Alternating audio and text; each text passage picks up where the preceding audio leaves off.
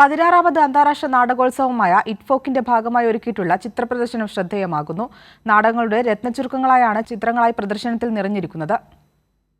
തൃശൂരിൽ അരങ്ങേറുന്ന അന്താരാഷ്ട്ര നാടകോത്സവം വേറിട്ട അനുഭവങ്ങളാണ് കാഴ്ചക്കാർക്ക് പകരുന്നത്. പ്രധാന വേദിയായ സംഗീത നാടക അക്കാദമിയിൽ നാടകങ്ങൾക്കൊപ്പം ചിത്രപ്രദർശനങ്ങളും ശ്രദ്ധേയമാവുകയാണ്.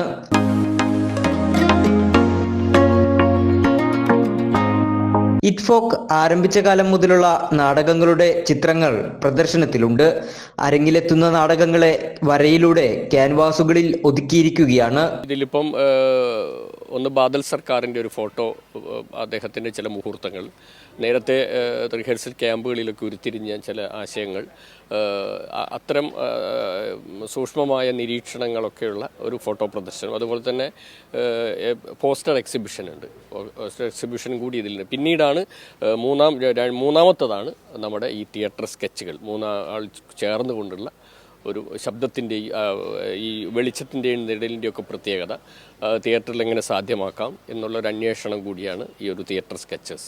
നാടകങ്ങൾ പോലെ തന്നെ വേദിയിലെ ചിത്രപ്രദർശനങ്ങളും കാണികളെ ആകർഷിക്കുകയാണ്. കലയുടെയും സംസ്കാരത്തിൻ്റെയും ഒരു ഭൂതലമായി അന്താരാഷ്ട്ര നാടകോത്സവം മാറിക്കൊണ്ടിരിക്കുന്നതിൻ്റെ കാഴ്ചകളാണ് എങ്ങും. കൈരളി ന്യൂസ്, തൃശൂർ.